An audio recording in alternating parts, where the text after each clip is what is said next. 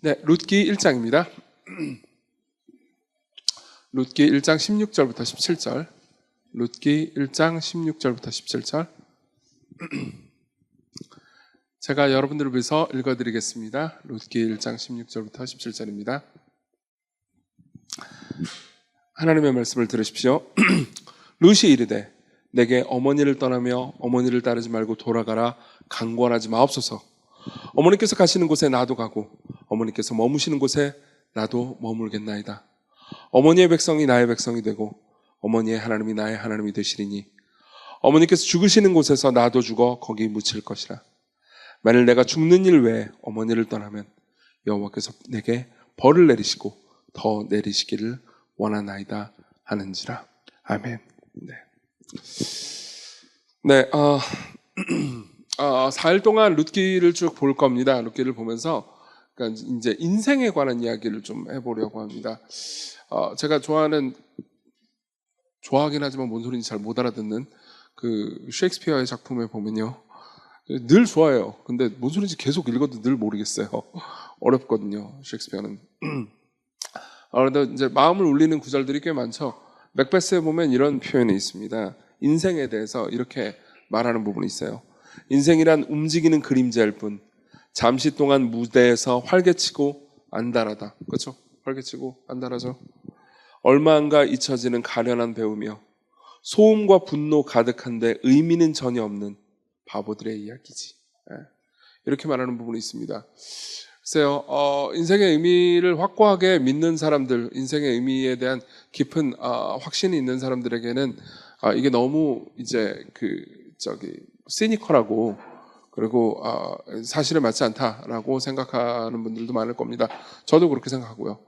다만 인생 전체를 보면은 이건 너무 시니컬한 말이긴 해요.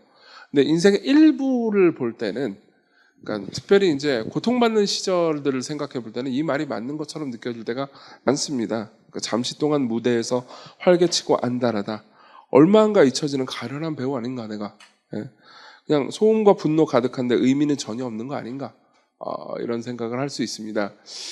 전체 시리즈 주제를 제가 생각을 할 때, 그러니까 이 전체 이야기에서 제일 자주 등장하는 단어를 생각해 봤습니다. 자주 등장한다기보다 제일 중심이 되는 단어를 생각해 봤습니다. 1장에 보면요, 공허하고 텅 빈 나오미가 있고요. 그리고 이제 그 텅 비고 공허한 나오미가 4장에 보면 이제 가득 차고 기쁘고 충만한 모습으로 변하거든요. 그래서 여기서 여기로 가는데 어떤 일이 벌어지는지를 추적해 가는 게 이제 우리의 과제입니다. 그래서 이제 아마 룻기 1장의 내용은 제가 이제 좀 빠르게 좀 설명을 해드릴 거긴 한데, 여러분들이 이제 사경에 오시기 전에 각 장 1, 2, 3, 4장이에요. 1, 2, 3장. 오늘 1장, 내일 2장, 모레 3장, 그리고 주일날 4장. 끝. 그죠? 그래서 각 장을 미리 좀 읽어 오시면은 훨씬 더 설교를 들을 때 도움이 되실 것 같습니다. 4장 같은 경우는 총정리를 해줄 테니까는 뭐 안 읽어 오셔도 상관은 없겠지만 그래도 좀 읽어 오시면 좋을 것 같습니다. 어쨌든 인생 얘기를 한다고 했으니까요, 저는 1장 이야기를 다 할 겁니다. 1장을 다 할 건데 1장을 통해서 역설적이다라는 생각이 많이 들었습니다. 여기 있는 이 주인공들의 이야기를 통해서 참 인생이 역설적이다라는 생각을 했어요. 그래서 저는 이 본문 전체를 통해서 첫 번째로는 인생의 역설, 그리고 두 번째로는 은혜의 역설, 그리고 세 번째로는 약함의 역설이라는 이제 제목으로 좀 이야기를 진행시켜 보도록 하겠습니다. 인생의 역설, 은혜의 역설, 약함의 역설입니다. 먼저 인생의 역설부터 시작해보죠. 1절부터 보시면요, 이런 이야기가 시작됩니다. 사사들이 치리하던 때에 그 땅에 흉년이 드니라. 아마 매일 묵상하시는 분들은 지금 사사기를 보고 있을 거고요. 사사기가 진짜 말 그대로 엉망진창의 시대를 기록한 사사들의 이야기구나 라고 생각하실 수 있을 겁니다. 근데 여기 사사들이라고 번역된 단어, 이 사사는 뭐냐면 이제 재판관들, 판관들을 의미해요. 근데 여기 치리하던 때라고 번역된 단어 있잖아요. 이 단어도 이제 그냥 판결하다, 뭐 사사랑 똑같은 말이에요. 그러니까 이걸 이제 한국말로 좀 정확하게 번역을 하자면 재판관들이 재판하던 때, 이건 이제 점잖은 번역이죠. 약간 이제 점잖지 않게 이게 좀 본문의 문맥을 반영해서 번역해보자면 이렇습니다. 사사들이 사사질을 하던 때. 예, 이해되시나요? 여러분 사사기 보시면 아시겠지만 물론 초반의 사사들은 훌륭한 사사들도 있었지만 나쁜 사사들도 많았잖아요. 후반으로 가면 갈수록 엉망진창이었잖아요. 그러니까 그냥 이런 식으로 표현하면 좋겠습니다. 이게 개판 강조 주간이었다. 뭐 이런 식으로 생각을 하시면 되겠습니다. 1절이. 자, 그리고 그 땅에 흉년이 듭니다. 예. 흉년은 굉장히 끔찍했죠. 지금 우리는 흉년이 뭔지 모릅니다. 지금 21세기를 한국을 살아가는 사람들은 흉년이 뭔지 몰라요. 근데 실제로 흉년에 있는 사람, 흉년 가운데 있는 기록 같은 것들을 보잖아요. 그럼 뭐 인육을 먹는 일이 다반사할 정도로 굉장히 고통스러운 기간이죠. 자, 어쨌든 그 흉년이 듭니다. 근데 유다 베들레헴에 한 사람이 그의 아내와 두 아들을 데리고 모압 지방에 가서 거류하였는데 그 사람의 이름은 엘리멜렉이요 아내의 이름은 나오미요 두 아들의 이름은 말론과 기련이니 유다 베들레헴 에브라 사람이었더라. 그들이 모압 지방에 들어가서 거기 살았다. 그러니까 이렇습니다. 베들레헴에 살던 부부가 있었어요. 남자는 엘리멜렉이었고요. 엘리멜렉의 이름은 나의 아버지는 나의 왕은 하나님, 나의 하나님은 왕이시다 이런 뜻이에요. 그렇죠? 신앙적인 이름이죠. 나오미라는 이름이 있습니다. 나오미는 이제 기쁨, 희락 이런 뜻이었습니다. 그것도 상당히 신앙적인 이름이었습니다. 이게 뭘 말해주죠? 이 둘이 신앙이 좋았다를 말해준다기보다는 둘의 엄마 아빠가 신앙이 좋았다를 말해주죠. 보통 이제 내 신앙을 이제 그 자녀들에게 이렇게 반영하는 방식으로 이름을 짓잖아요. 제 두 딸인 시영이 보이도 둘 다 그런 신앙적인 마음을 담은 이름이거든요. 하나님의 영광을 보다. 시광이랑 똑같아요. 시영이랑 시광이랑. 그리고 이제 보희는 나누어 주기를 기뻐한다. 삶을 보면 그런지에 대해서 가끔 의심스러울 때가 있지만은 그렇게 성장해 갈 걸 믿으면서 이제 그렇게 이름을 지었죠. 엘리멜렉과 나오미도 그랬던 것 같습니다. 근데 한 일은 그렇진 않았어요. 왜냐하면은 이제 베들레헴 자기가 살고 있던 지방을 떠나서 동쪽에 있는 이방 지역인 모압이라는 곳으로 갔거든요. 이사 간 게 뭔 대수냐라고 생각하실 수도 있을 것 같아요. 여기서 이사 갔다는 것은 뭐 이민이죠. 정확히 말하면 이민을 갔다는 것은 단순히 뭐 우리나라에 있다 미국 갔어요 이런 게 아니었습니다. 이 하나님께서 주신 베들레헴을 포함한 가나안 땅 있잖아요. 이 가나안 땅은 하나님께서 이 이스라엘 백성들에게 살라고 주신 땅이었어요. 그러니까 그 땅을 잘 지키는 것은 신앙적인 결단이었습니다. 그리고 당연히 그 땅을 떠나는 것은 신앙을 버리는 것과 방불한 행동이었어요. 게다가 이 베들레헴과 근처의 실로에 보면은 이제 거기 성막이 있었습니다. 그러니까 하나님을 예배하고 제사하려고 하면은 예루살렘 그 근처, 베들레헴 그 근처 혹은 그 위에 실로 이런 곳에 머물러 있었어야 했어요. 그러니까 머물러 있어야 예배도 잘 드릴 수 있었고, 그리고 하나님의 말씀을 잘 전해주는 레위인들이 그 동네에 살았습니다. 물론 시절이 끔찍했기 때문에 레위인도 하나님의 말씀을 제대로 가르치지도 않았고 제사도 개판이었고 하여튼 그렇긴 했어요. 어쨌든 그렇지만은 그러니까 이 자기가 살던 베들레헴을 완전히 떠난다라는 것은 어떤 결정이었냐면은 신앙이고 나발이고 필요 없어. 일단은 난 먹고 살아야겠어라고 선택한 것이었죠. 이건 참 아이러니합니다. 왜냐하면 그들이 살던 고향인 베들레헴, 아주 작은 마을이죠. 베들레헴, 예수님의 고향이기도 하고요. 이것은 이름이 그 한국말로 바꾸면 빵집이라는 의미였거든요. 근데 빵집에 빵이 없는 거예요. 그러니까 굉장히 역설적인 이야기들이 꽤 많죠. 나의 하나님이 왕이십니다라고 말하는 사람은 사실상 별로 하나님을 왕으로 생각하는 것 같지 않습니다. 그리고 이름이 희락이인 어떤 여자는 그다지 희락이 막 넘치는 것 같지 않아요. 자, 어쨌든 그 둘은 자 먹고 살아보자 그러면서 모압으로 갑니다. 다행히 모압에는 이 소수의 곡창지대가 있었고 거기서 빌어먹더라도 먹고 살 수 있었던 것 같습니다. 그리고 아들을 낳았어요. 아들은 둘이었습니다. 이름은 말론과 기럧이었죠. 말론은 질병이라는 뜻이었고요. 그리고 기럧는 죽음 혹은 파멸이라는 뜻이었습니다. 왜 이름을 이따구로 지었을까요? 안녕 죽음아? 이런 약간 그렇잖아요. 안녕 질병. 이름을 이따구로 지은 이유는 뭘까요? 일단은 이 말론과 기럧이라는 이름 자체가 가나안 스타일의 이름이었습니다. 히브리어가 아니에요. 히브리어 스타일의 이름이 아니에요. 그 한 집안에 정규 있고 주진이 있고 브라이언 있고 앨리스 있고 그러면은 나머지 두 명은 영어식 이름이잖아요. 그런 것처럼 말론과 기럧도 히브리 스타일의 이름이 아니었습니다.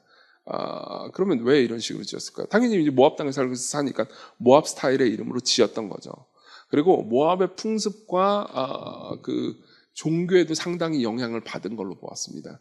그러니까 요즘은 사라졌지만 우리나라에도 그런 풍습이 있었어요. 옛날에 한 뭐 거의 100년 전, 뭐 한 80년 전, 90년 전 이때는 애를 낳을 때 애 이름을 이제 거지같이 짓곤 했어요.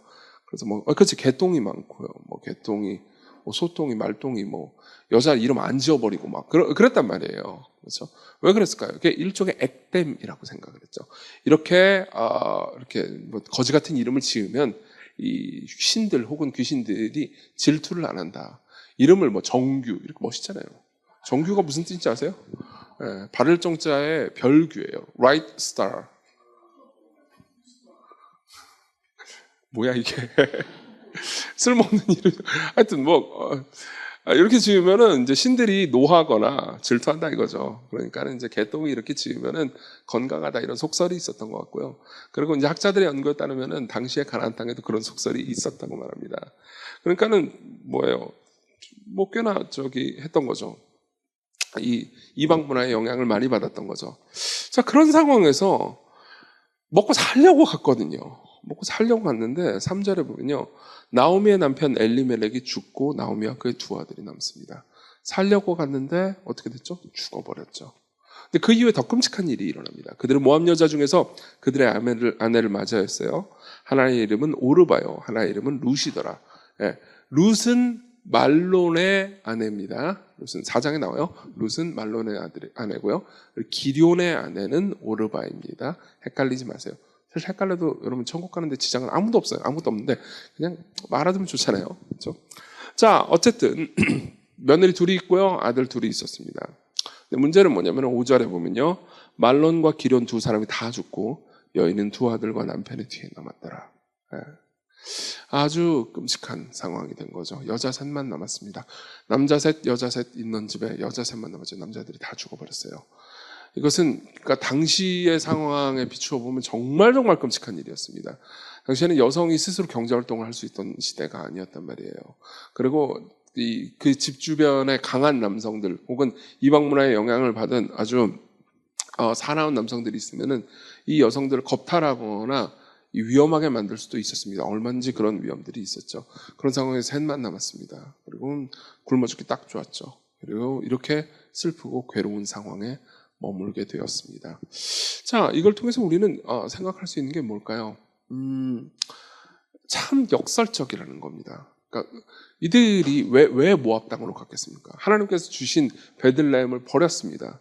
그리고 그것은 신앙적인 고려를 안 했다라는 거죠. 그리고 사실상 하나님의 말씀을 어긴 거였습니다. 근데 하나님의 말씀을 어겼다고 해가지고 막 비난하고 싶은 게 아니에요. 이 저자는. 보세요. 나름의 그러니까 이런 거죠. 이해가 되지 않습니까? 배고파 죽겠는데 하나님 말씀 붙들고 하나님께서 주신 이 땅 사수한다고 여기 있다가 잘못하면 우리 죽으면 어떻게 해요? 근데 저기 모압 땅에 살 곳이 있대요. 그리고 거기 가면 먹을 것이 있답니다. 물론 예배도 못 드리고 말씀도 못 들어요.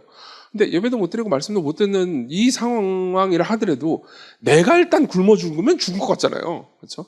그러니까 뭐 그래 제사도 못 드리고 여호와 하나님에 관한 이야기를 우리가 들을 수는 없겠지만 그럼에도 불구하고 저기 가면 먹을 게 있으니까 저기 가 살자. 그리고 아들들도 저기 스타일의 이름도 짓고 저기 어울려서 여기서 이민자로 동화돼가지고 옛날에는 아메리칸 드림이 있었잖아요. 지금 이제 모압 드림을 한번 꿈꿔보자 하고 갔던 거죠. 그래서 가면 먹을 게 있었을까요? 당연히 있었죠. 당연히 있었죠. 먹을 게 있었습니다. 근데 먹을 걸 먹었어요. 그리고 죽었죠. 왜 죽었는지는 모릅니다. 그건 중요하지도 않아요. 그러니까 보세요. 살려고 먹을 게 없으면 죽으니까 살려고 갔어요. 가서 먹을 건 있었어요. 근데 죽었어요. 이게 저와 여러분들에게 뭘 말해주는 걸까요? 인생에서 우리가 이렇게 하면 내게 행복이 찾아오려니 혹은 이렇게 하면 내게 만족이 찾아오려니 이렇게 하면 나를 안정을 주려니라고 마음을 먹고 어떤 일들을 하잖아요. 그리고 그 일들 중에서는 여러분들이 신앙적으로 걸리는 것들도 있단 말이에요. 물론 이제 목요일날 이 자리에 와가지고 앉아있는 분들한테 주일 성수 얘기를 하는 게 웃길 수도 있습니다. 뭐 그럴 수도 있지만 예를 들면 주일날 그러니까 뭐 어쩔 수 없는 경우도 있죠. 제가 뭐라고 하고 싶은 건 아닙니다. 근데 솔직히 어쩔 수 없지 않은 경우도 있잖아요. 안 그래요? 우리는 종종 그러니까 먹고 사니즘이 중요하다라고 생각하면서 그런 선택들을 합니다. 꼭 주일 성수만 가지고 뭐라고 얘기하고 싶은 건 아닙니다. 예컨대 여러분들이 무슨 주일날도 꼭 일해야 되는 어떤 직업들을 당장 그만둬라 이렇게 얘기하고 싶은 것도 아니에요. 그 직업도 그 세계 내에서 그 직업 세계 내에서 그리스도인이 필요할 겁니다. 그러면 여러분들 그 안에서 이제 최선을 찾을 필요가 있죠. 근데 예를 들어서 주일 성수를 얘기하는 거지 여러 가지 것들이 있을 겁니다. 여러 가지 것들이 여러분들이 어떤 일을 행할 때요, 이걸 행하면 내가 좋을 거야, 내가 행복할 거야 라고 생각하면서 행하죠. 하나님께서는 부모를 공경하라고 말씀하셨지만 부모가 나를 좀 행복하게 안 해주는 것 같아요. 그럼 부모를 버리는 게 되게 행복할 것 같은 거죠. 자, 그럼 부모를 버리면 내가 행복할까요? 일단은 어노잉한 부모가 사라지니까는 잠깐 기분 좋을 수 있을 겁니다. 그렇지만 우리가 예측 못한 무언가가 또 있을지 모릅니다. 당장은 이웃을 미워하는 것이 내 마음을 속 편하게 해주고 이웃을 용서하는 것이 내 마음을 불편하게 할 겁니다. 나를 불행하게 할 거예요. 6계명이 뭔지 아시죠? 살인하지 말라. 자, 이 계명은 사실 살인하지 말라는 것을 넘어서서 이웃을 미워하지 않고 이웃을 사랑하고 자기를 희생해서 내주라는 명령입니다. 그리고 이것은 꽤나 싫은 거죠. 그래서 우리는 불행하고 싶지 않아서 말씀을 어깁니다. 우리는 불행하고 싶지 않아서 때로는 간음을 합니다. 우리는 불행하고 싶지 않아서 거짓말을 합니다. 우리는 불행하고 싶지 않아서 탐욕을 부립니다. 그렇죠? 그리고 그걸 이해 못한다라는 건 아니지만 성경은 이렇게 얘기해 주는 겁니다. 그렇게 작전을 짠다고 그래가지고 그렇게 원하는 게 되는 게 인생이 아니라고요. 그럼 여러분들은 반문할 겁니다. 아니, 그러면 하나님의 말씀을 붙들면은 잘 먹고 잘 살게 됩니까? 아니, 여기 있는 나오미하고 엘리멜렉은 베들레헴에 있었다고요. 베들레헴에 있었을 때 잘 먹고 잘 살았습니까? 베들레헴에 빵이 없었잖아요. 예, 맞아요. 인생은 단편적으로 볼 때는 이럴 때가 있습니다. 분명히 여러분들의 삶에는 이럴 때를 지나온 적도 있고요. 그리고 지금 그때 가운데 방황을 할 때도 있을 겁니다. 하나님 뜻대로 살아도 그닥 행복하지 않은 것 같고, 그리고 하나님 뜻대로 안 살아도 그게 이종규가 하도 가스라이팅을 해가지고 결국은 안 행복하단다 이런 얘기를 해가지고 안 행복하는데 당장은 좀 더 나아 보이는 그런 순간들이 있다고요. 그리고 성경은 이렇게 얘기해 주는 거죠. 그런 순간이라 하더라도 뜻대로 되지는 않을 거라고요. 역으로 당신이 하나님의 뜻대로 산다고 그래가지고 늘 괜찮지도 않을 거라고요. 인생은 그렇게 간단하지 않다고요. 하나님께서 여러분들에게 주신 인생은 때로는 좋은 순간과 때로는 힘든 순간들이 있을 거라고요. 여러분들이 하나님의 말씀에 순종하면 늘 좋은 순간이 있고 불순종하면 늘 고통스러운 순간이 있고 이러면 신앙생활이 얼마나 편하겠습니까? 그렇지만 하나님께서는 그렇게 인생을 설계하지 않으셨어요. 왜냐하면 그런 식으로 대하면 어떻게 됩니까? 우리는 하나님께 기쁨과 자유로 순종한다기보다는 굴종하게 될 겁니다. 여러분, 진정한 순종은 내가 손해를 보게 된다 하더라도 하나님께 마음을 열고 그분을 따르는 거겠죠. 이게 진정한 관계 아니겠습니까? 물론 하나님께서는 그걸 위해서 우리를 시험하기 위해서 때로 막 여러 가지 방식으로 우리를 괴롭힌다 이런 얘기를 하고 싶은 게 아닙니다. 계속해서 말씀드리지만요, 첫 5절에 나오는 이 룻기 저자의 이 등장인물들에 대한 시선은요, 제 생각에는 꽤나 동정적인 것 같습니다. 이 사사시대 이 나쁜 놈들아 그러면서 막 도덕적인 평가를 막 함부로 하지 않아요. 그냥 이렇게 얘기하는 거죠. 그때는 사사시대였습니다. 다 이스라엘들이었어요. 죄송해요. 근데 이거밖에 표현이 못하겠어요. 다 이스라엘들이었어요. 다 개판이었어요. 하나님 뜻대로 살아가는 사람은 별로 없었고, 그리고 율법이 있어도 율법을 지키려고 마음먹는 사람들은 거의 없었어요. 그 중에 한 평범한 가정이 있었죠. 그들도 대단하진 않았습니다. 그들의 부모는 신앙이 좋았던 것 같아요. 그들도 대단하지 않았습니다. 그들도 하나님의 뜻대로 사는 것이 그렇게까지 중요하진 않았습니다. 그래서 떠났습니다. 잠시 행복을 누렸죠. 아들도 낳았습니다. 이름이 거지 같긴 했지만요. 그런데 결국 비참해졌어요. 여러분들은 인생을 뭐라고 생각하십니까? 여기서 우리가 하나님 앞에 응답해야 될 것을 그러니까 어떻게 응답해야 될 것을 고민해 볼 수 있습니다. 여러분, 회개라는 것은 지난주에 제가 회개 설교를 했지만요. 회개라는 것은 단순히 그러니까 내가 특정 죄를 하나님 앞에 나열하면서 용서해달라고 구하는 의식 같은 것 이상입니다. 예. 회개는 뭐랄까요? 이런 거죠. 인생 전체를 대하는 나의 태도에 대한 변혁을 가지고 오는 겁니다. 예. 여러분들은 인생을 어떻게 생각하십니까? 예. 인생이 이렇게 복잡하고 때로는 역설적이라는 것을 생각하잖아요. 그러면 이렇게 대답하는 것이 회개입니다. 하나님, 저는 예전에 인생을 내가 원하는 대로 좀 통제를 해보려고 했습니다. 생각해보면 하나님 뜻대로 살려고 했던 것도 하나님 뜻대로 살면 내가 잘 될 것 같아서였습니다. 그럼 하나님의 뜻이 내게 최우선은 아니었던 거죠. 하나님의 뜻을 어긴 것 역시 내가 하나님의 뜻을 어기고 하나님의 뜻대로 안 사는 선택을 하면 내가 행복해지고 좀 더 나아질 거라고 내가 판단했기 때문입니다. 잠시 그런 순간들도 있었죠. 그렇지만 제 인생은 그렇게 제 원하는 대로 돌아가진 않더군요. 그러면 이제 내 결과가 어떻든 간에 나는 하나님과 나와 진정한 관계를 누리고 싶습니다. 심지어 내가 예수님을 안 믿었더라면 잘 먹고 잘 살고 형통하고 모든 게 잘 되는데 예수님을 믿은 것 때문에 질병도 생기고 힘들고 괴롭고 고통스럽다 하더라도 그럼에도 불구하고 예수 믿고 살아가는 삶이 나한테는 손해가 하나도 아닙니다. 라고 고백하는 거겠죠. 자, 여기 앉아 계신 분들 전부가 그걸 진정으로 고백할 수 있을 거라고 저는 생각하지 않습니다. 저는 여러분들을 알거든요. 네. 저 모르는 분들은 죄송합니다. 함부로 신앙 판단해서. 아닌 분들은, 저 모르는 분들은 훌륭하신 분들일 거예요. 근데 아는 사람들, 여러분들은 아니에요. 니들은 아니야. 저도 아니에요. 때로는 저도 그렇게 고백할 때가 있습니다. 근데요, 우리가 흔들리고 방황한다 하더라도요, 계속해서 우리가 그 과정들을 거치면서 우리는 인생을 보는 시선이 풍요로워져야 합니다. 하나님과 더불어서 인생을 바라보는 시선이요, 그러니까 단순해지면 안 됩니다. 죄를 지었다고 그래가지고 무조건 하나님께서 두드려 패시고, 잘했다고 그래가지고 착하게 행동했다고 그래가지고 무조건 막 우리가 원하는 사탕을 주시는 건 아니라는 것, 그걸 받아들이는 것, 그게 여러분들이 인생을 보는 지혜로운 시선이겠죠. 두 번째로 넘어가겠습니다. 은혜의 역사입니다. 우리 6절을 보겠습니다. 6절 같이 한번 읽어볼까요? 시작. 그 여인이 모압 지방에서 여호와께서 자기 백성을 돌보시사 그들에게 양식을 주셨다 함을 듣고 이에 두 며느리와 함께 일어나 모압 지방에서 돌아오려 하여. 자, 이게 참 역설적인 게 빵집에 원래 빵이 없었는데 빵이 생겼대요. 예. 그리고 이제 모압은 이제 더 이상 거기도 빵이 있긴 하겠지만 모압은 더 이상 빵이 있어도 내가 먹을 수 없는 상황이 됐습니다. 남자들이 다 사라졌거든요. 그럼 어떻게 해야 됩니까? 이제 고향 돌아가야죠. 그래서 나오미가 안 되겠다 해가지고 고향으로 돌아가려고 합니다. 그리고 두 며느리가 이제 같이 가죠.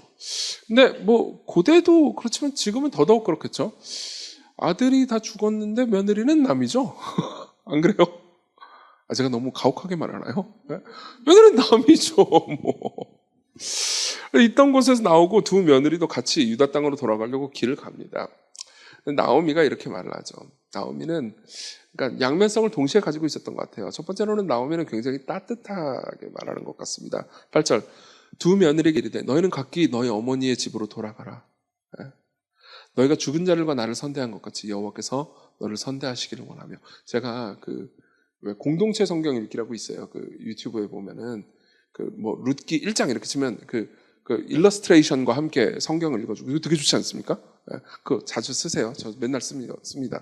본문 읽을 때 그걸로 많이 쓰는데 거기에 보면 룻기 1장을 제가 또 이제 두 번 들었죠. 두 번 딱 듣는데 거기 나오미가 너무 인자한 목소리로 말해요.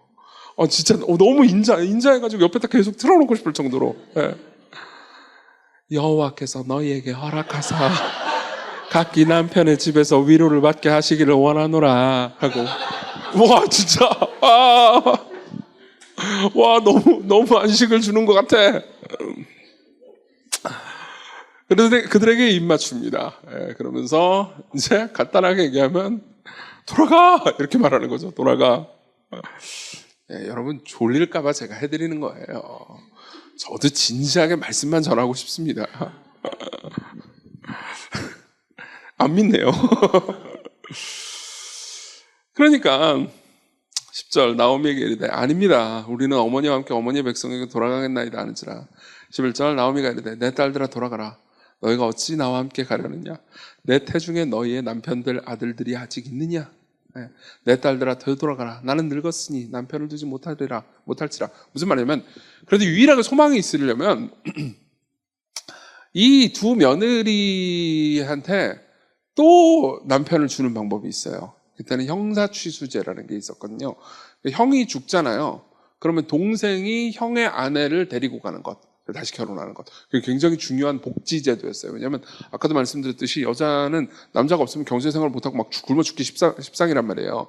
그래서 이제 결혼을 하게 해줌으로써 그러니까 삶을 안정되게 만들어주는 복지제도였죠. 굉장히 중요해요. 근데 그렇게라도 해주자니 이 나오미는 지금 늙었어요. 애 못 낳아요. 그리고 누가 이 나오미를 데려가가지고 남편도 없잖아요. 남편도 없으니까 누가 나오미를 데려가가지고 애를 낳게 해주겠어요. 그리고 아들 둘 낳는다 하더라도 지금 아마도 이 두 여자 룻과 오르바는 나이가 20대 중반일 거예요. 보통 결혼을 10대 중후반에 했거든요. 15세쯤 많이 했어요. 근데 15세 했는데 이제 말론과 기론하고 이제 결혼을 한 거죠. 근데 10년 흘렀단 말이에요. 그러니까 20대 중반이란 말이에요. 20대 중반이 한 살이랑 자 이제 넌 내 남편이니까 약간 이상하잖아. 그렇죠? 그래가지고 이거 말도 안 된다 얘기를 하면서 13절 이렇게 얘기하죠. 너희가 어찌 그들이 자라기를 기다리겠으면 어떻게 기다려요? 25살인데 어찌 남편 없이 지내겠다고 결심하겠느냐. 딸들아 그렇지 아니하니라. 여호와의 손이 나를 치셨으므로 나는 너희로 말미암아 더욱 마음이 아프도다 하매 그들이 소리를 높여 다시 울더니 오르바는 그의 시어머니에게 입맞추되 룻은 그를 부쫓았더라. 자, 이걸 보면서 오르바는 떠납니다. 이야기를 듣고 오르바는 떠나고요. 룻은 계속 남죠. 사실 옛날에 저는 그런 방식의 설교가 꼭 100% 나쁘다고 생각하지는 않는데요. 옛날에 이 룻기 1장은 부모에게 효도하기 위해서 예로 설교문으로 많이 쓰였어요. 그래가지고 룻이 얼마나 좋은 며느리였는가, 시어머니에게 잘해라. 그런 설교문들이 지금 남아 있어요. 저는 뭐 그런 설교가 다 나쁘다고 생각하지 않습니다. 다만 보통 그런 설교는 오르바를 너무 까는 경향이 있어요. 근데 오르바도 당연히 그러니까 현실적인 선택을 한 거죠.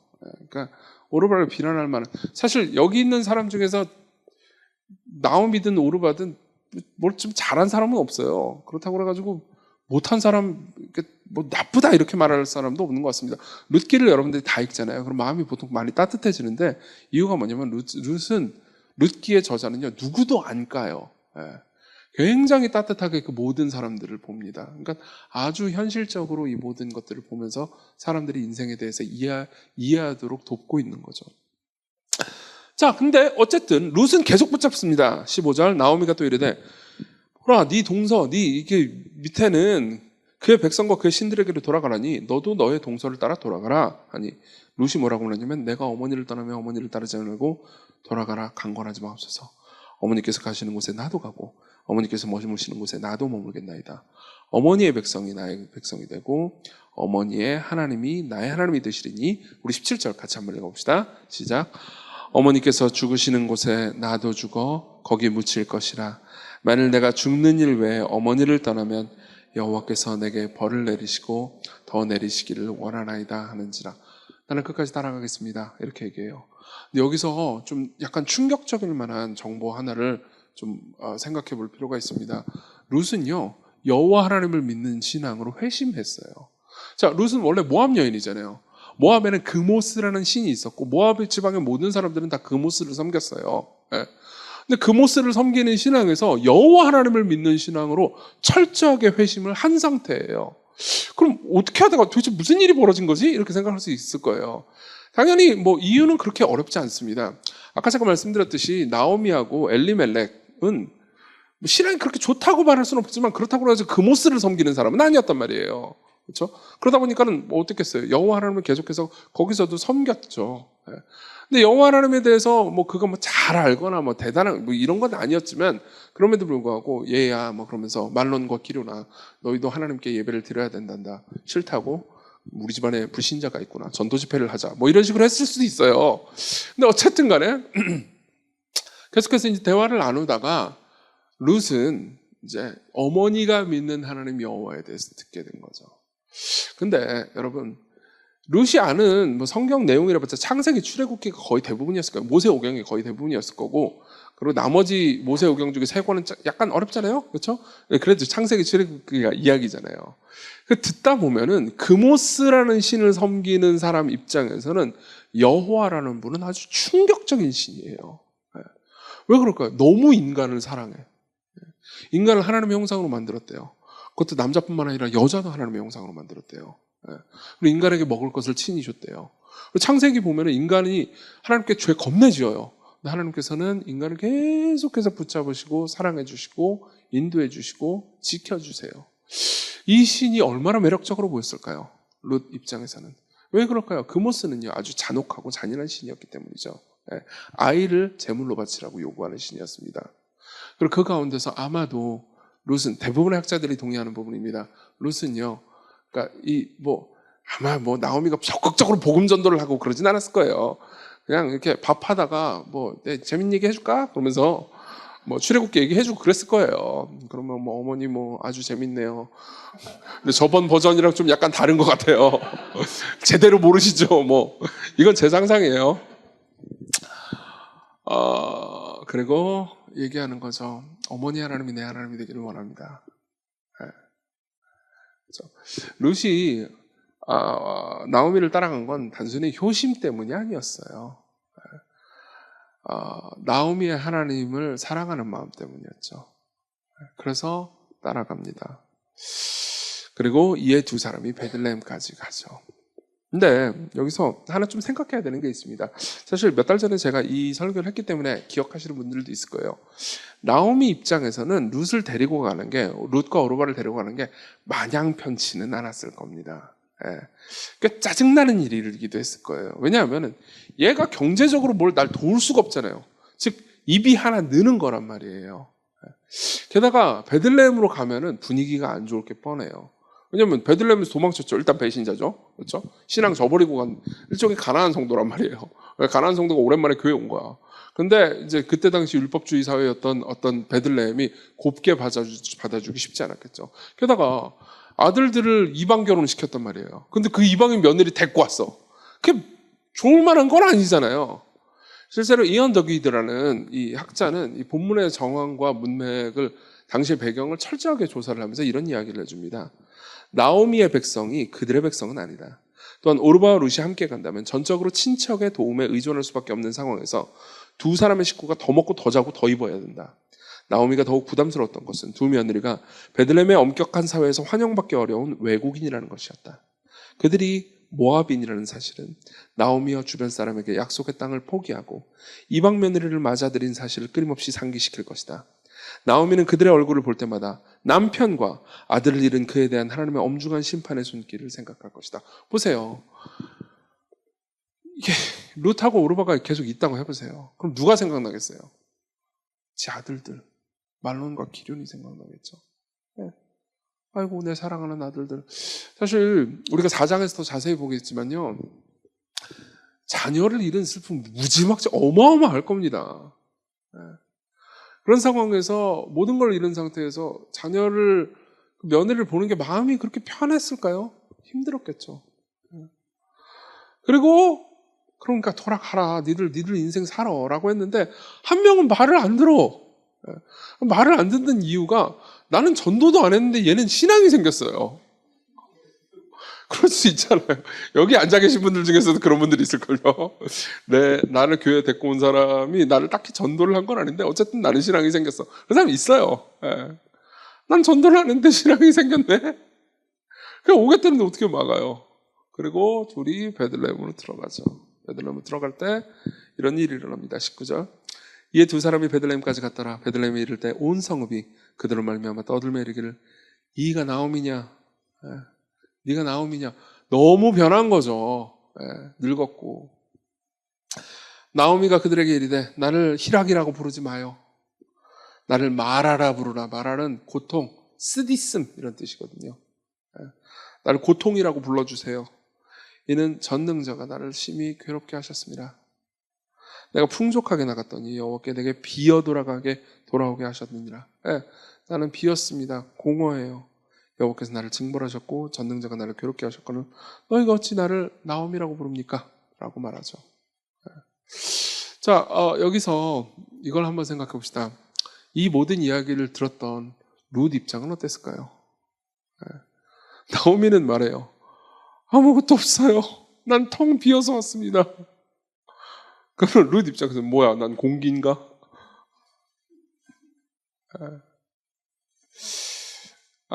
여기서 우리는 은혜의 역사를 볼 수 있습니다. 우리가 4장 때 더 자세히 보겠지만은 나오미는 결국 룻으로 인해서 모든 걸 회복하게 됩니다. 지금은 룻이 짐짝처럼 보였을 겁니다. 일상에서는요. 그리고 짜증나는 존재였겠죠. 근데 4장으로 넘어가잖아요. 그럼 이런 말씀이 있습니다. 여인들이 나오미에게 이르되 찬송할지로다 여호와께서 오늘 내게 기업물을 자가 없지 않게 하셨도다. 이 아이의 이름을 이스라엘 중에 유명하게 되기를 원하노라. 이는 내 생명의 회복자여 내 노년의 봉양자라. 곧 너를 사랑하며 7 아들보다 귀한 네 며느리가 낳은 자로다. 7 아들이라는 게 뭘 의미하는지 아십니까? 그러니까 사실 완벽한 가족을 말하는 일종의 당시의 은어였어요. 근데 7 아들보다 더 이 며느리가 낳았대요. 처음에 이 며느리는 짐짝이었습니다. 나는 텅 비어왔어요. 아무것도 없어요. 얘 짐짝이에요. 그 짐짝 입장에서는 꽤나 슬펐을 겁니다. 그리고 당연히 지금 이 룻은요, 여호와께서 나를 치셨다, 전능자께서 나를 치셨다 이렇게 얘기하고 있어요. 이건 뭘 의미하죠? 하나님은 내게 은혜를 베풀지 않았어요. 그리고 하나님은 슬며시 웃으실 겁니다. 아니, 네 옆에 있어. 네가 짐짝이라고 생각하는 걔.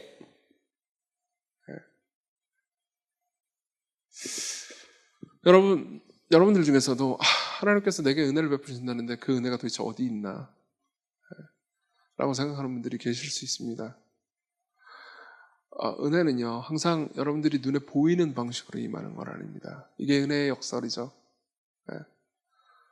여러분들이 짐짝이라고 생각했던 바로 그 존재가 여러분들의 전 존재를 뒤집어 엎을 수도 있는 사람일 수 있습니다. 월요일 날 기쁜 일이 있었어요. 월요일 날 제 아이패드 보면 이제 이렇게 앱 스토어가 있잖아요. 앱 스토어 가지고 뭐 옛날 앱 같은 거 다운 받았던 그런 거 있잖아요. 그런 거를 좀 그냥 쓸데없이 살펴보고 있었어요. 이렇게 빙빙 돌면서 뭐냐, 나 옛날에 어떤 앱 받았냐 보니까 만화가 많더라고요. 그래서 만화 되게 많이 좋아했네. 그래서 보다가 저널 앱을 찾았어요. 저널 앱. 내가 옛날에 다운 받았더라고요. 그래서 제가 일기를 되게 오래 썼다고 말씀드린 적 있잖아요.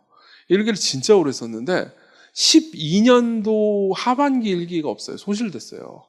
그래서 아무리 찾아도 없어가지고 내가 이때 일기를 안 썼나? 분명히 썼는데 그때 그 F 감성 절절했던 시기 생각나는데 근데 그 저널 앱을 다운받았더니 거기 있었어요. 거기. 네. 그래서 이제 그거 인증하느라 인증 겁내 빡세더라고요. 인증 막 하고 했는데 드디어 보물창고가 드러난 거죠. 매일 썼대.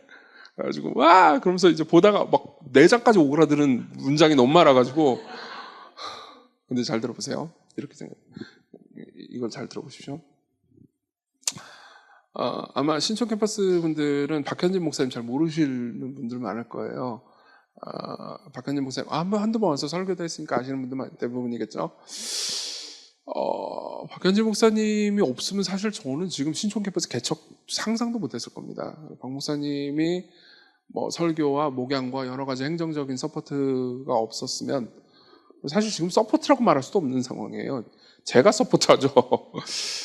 그게 없었으면 시건교회가 이렇게 열매 맺는 교회가 되지 못했을 겁니다.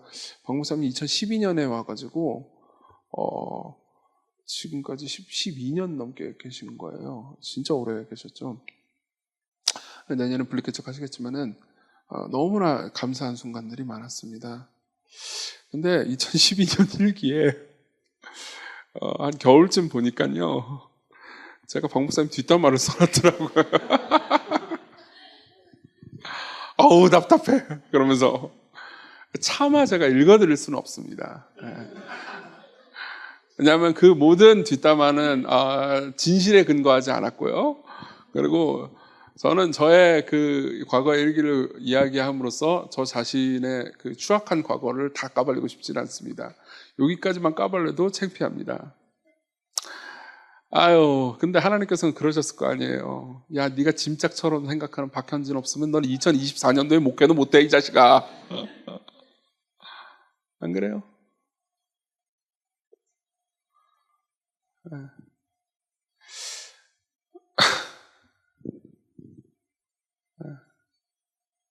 저로서는 확실히 그렇습니다. 확실히 그래요. 여러분들이 은혜라고 생각하는 것이 꼭 은혜는 아닙니다. 우리가 보통 하나님 내게 은혜를 주세요 할 때는 우리가 지금 당장 쓸모있고 유용한 어떤 것을 원합니다. 하지만 역으로 한번 생각해 보세요. 여러분들 자신은 주변 사람들에게 지금 당장 그렇게 쓸모있고 유용한 존재인가요? 아니잖아요. 여러분들 스스로는 그래도 나는 성화되기 위해서 좀 기다림이 필요해, 그런 생각하죠. 우리 스스로도 다 그런데 왜 주변 사람들을 보면서 우리는 짐짝처럼 생각할까요? 은혜는 여러분들의 곁에 있습니다. 우리의 생각에 하나님의 손이 나를 치시기만 하고 나에게 아무 은혜를 베푸시지 않는 것처럼 보이는 그 순간에도 하나님께서는 우리에게 은혜를 베풀고 계시는데 그분의 은혜의 손은 우리 눈에 보이지 않을 뿐입니다. 그분을 신뢰하세요. 자, 마지막입니다. 마지막 짧게 할 수 있어요. 약함의 역설입니다. 다시 한번 우리 16, 17절을 볼까요? 16, 17절. 룻이 이르되 내게 어머니를 떠나면 어머니를 따르지 말고 돌아가라 강권하지 마옵소서. 어머니께서 가시는 곳에 나도 가고 어머니께서 머무시는 곳에 나도 머물겠나이다. 어머니의 백성이 나의 백성이 되고 어머니의 하나님이 나의 하나님이 되시리니 어머니께서 죽으시는 곳에 나도 죽어 거기 묻힐 것이라. 그 다음 같이 읽어봅시다. 시작. 만일 내가 죽는 일 외에 어머니를 떠나면 여호와께서 내게 벌을 내리시고 더 내리시기를 원하나이다. 자, 보세요. 룻은요, 나오미가 이걸 어떻게 생각하든지 간에 굉장한 희생을 합니다. 룻이 얼마나 큰 희생을 했는지를 말씀드리죠. 룻이 원래 모압 땅에 있잖아요. 그러면 우리가 이제 내일 그 다음날 이렇게 쭉 보겠지만 보아스와 룻의 아름다운 만남이 있거든요. 근데 보아스가 여기 웬간하면 룻한테 넘어가요. 그걸로 우리가, 이건 저는 제 추정입니다만 추정할 수 있는 건 룻의 외모가 아름다웠을 거라고 추정할 수 있습니다. 저는 이게 야매 신학자인 저만 그렇게 생각하는 줄 알았는데 야매 아니고 세계적인 구약학자들도 그렇게 생각하더라고요. 그래서 저는 세계적인 구약학자의 생각을 따르는 거예요. 근데 본국에 있으면 모압 땅 내 땅에 있으면 잘 먹고 잘 살고 잘 나갔을 거예요. 근데 베들레헴으로 가요. 그리고 이방인이에요. 그리고 모압은 적대국이었어요. 여러분 사사기를 읽어보셨어요? 사사기를 읽어보면 사사기 3장에 보면 모압 왕 에글론이라는 애가 나와요. 에글론은 비둔하였더라. 푹 찔러가지고 막 똥 나오고 막 하여튼 그런 이야기가 있어요. 궁금하면 읽어보세요. 사사기 3장. 아주 끔찍한 방식으로 이스라엘을 압제했던 나라였단 말이에요. 그런 나라에 처녀가 예쁜 애가 베들레헴이 그렇게 안전한 적도 아니었어요. 사사지라던 시대였다니까요. 와요. 위험하겠어요? 안 위험하겠어요? 엄청 위험한 일이었어요. 어느 정도로 위험했냐? 우리가 2장에 보면요, 룻이 보아스라는 남자의 밭에서 일을 하는데 보아스가 룻을 아낀 나머지 이렇게 말을 하는 부분이 나와요. 보아스가 룻에게 이르되 내 딸아 들으라. 이삭을 주르러 다른 밭으로 가지 말며 여기서 떠나지 말고 나의 소녀들과 함께 있으라 라고 말합니다. 무슨 말입니까? 다른 밭 가면 안 된다. 그리고 여기 내 밭에 있어도 남자들이랑 같이 있으면 안 돼. 여자들이랑 같이 있으면서 이삭 줘. 왜 그랬을까요? 저는 옛날에 이 본문을 잘 모를 때는 와 스윗하네, 서윗 이런 식으로 소녀들과 있으래 했는데요. 제가 본문의 의미를 알고 나서 더 서윗해졌습니다. 네. 왠지 아세요? 보아스는 알고 있는 거예요. 이방 여자가 남자들이 득식을 한 다른 밭에 함부로 갔다가는 어마어마한 끔찍한 일을 당할 수도 있다는 것을 알고 있었던 겁니다. 그러면 우리는 알 수 있는 거죠. 룻이 이런 결정을 내는 거죠. 룻 본인도 알 수 있었을 겁니다. 엄청난 희생을 결정한 거예요. 자, 그리고 우리는 하나 확실한 게 있을 수 있죠. 나오미에게 있어서, 나오미는 알지 못했지만 나오미에게 있어서 최고의 은혜는 누구였죠? 룻이었습니다. 그렇죠? 룻이 결국은 모든 걸 회복합니다. 재산과 그리고 가문의 대까지도 있고, 그리고 나오미의 모든 슬픔과 고통을요 다 치료해주는 하나님의 도구가 룻이 됩니다. 그렇죠? 그러면요, 그 룻이 그러한 룻의 역할을 하기 위해선 뭘 했어야 했죠? 위험을 감수했어야 했습니다. 위험을 감수했어야 했습니다. 희생을 감수했어야 했습니다. 네. 그리고 룻은 그렇게 했습니다. 왜요? 룻이 믿는 하나님이 그런 분이라고 룻이 아마 생각했을 테니까요. 네. 자, 우리는 여기서 이제 전체 이야기를 한번 이어보려고 합니다. 인생은 역설적입니다. 여러분들이 늘 원한다고 그래가지고 원하는 방식대로 행복해지진 않습니다. 네. 여러분들이 원하는 대로 움직이는 게 인생이 아니에요. 그래서 우리는 뭐가 필요하죠? 회개가 필요합니다. 하지만 여러분, 인생에는 은혜가 있습니다. 여러분들이 그리스도 안에 있다면요, 하나님의 은혜는 절대 여러분들을 떠나지 않아요. 그게 여러분들의 눈에 보일 때도 있고 보이지 않을 때도 있지만 절대 은혜는 여러분들을 떠나지 않습니다. 은혜는 역설적이지만 은혜는 항상 여러분들의 곁에 있죠. 여러분들의 눈에는 짐짝처럼 보일 수도 있을지라도요. 그리고 그 누군가에게 은혜가 되기 위해서 그 은혜는요 항상 희생합니다. 룻이 희생했던 것처럼요. 여러분, 룻은요 룻이 가리키는 더 위대한 인물을 나타내는 표일 뿐입니다. 예. 룻은요 내가 어머니를 떠나면 하나님께서 내게 벌을 내리시기를 원합니다 라고 말하죠. 이것은 일종의 수사적인 표현이었을 뿐입니다. 하지만 예수 그리스도께서는요 우리와 함께 하시기 위해서 진짜 하나님의 벌을 우리 대신 받으셨죠. 예. 룻은 안전한 모압을 떠나서 위험한 베들레헴으로 옵니다. 예수 그리스도께서는 저 위대한 하늘 보좌에서요 이 땅으로 오시죠. 예, 여러분들에게 뭘 의미합니까? 여러분, 한편으로 여러분들은요 여러분들 주변에 있는 여러분들이 알지 못하는 은혜에 감사할 수 있어야 합니다. 그렇죠? 예. 시광교회 은혜처럼 느껴지세요? 안 그런 분들도 있을 거예요. 예. 어떻게 될지 모릅니다. 여러분들 주변에 여러분들의 소그룹 모임에 여러분들이 별로인 사람, 그 사람이 여러분들의 평생 짝이 될지 누가 압니까? 할렐루야.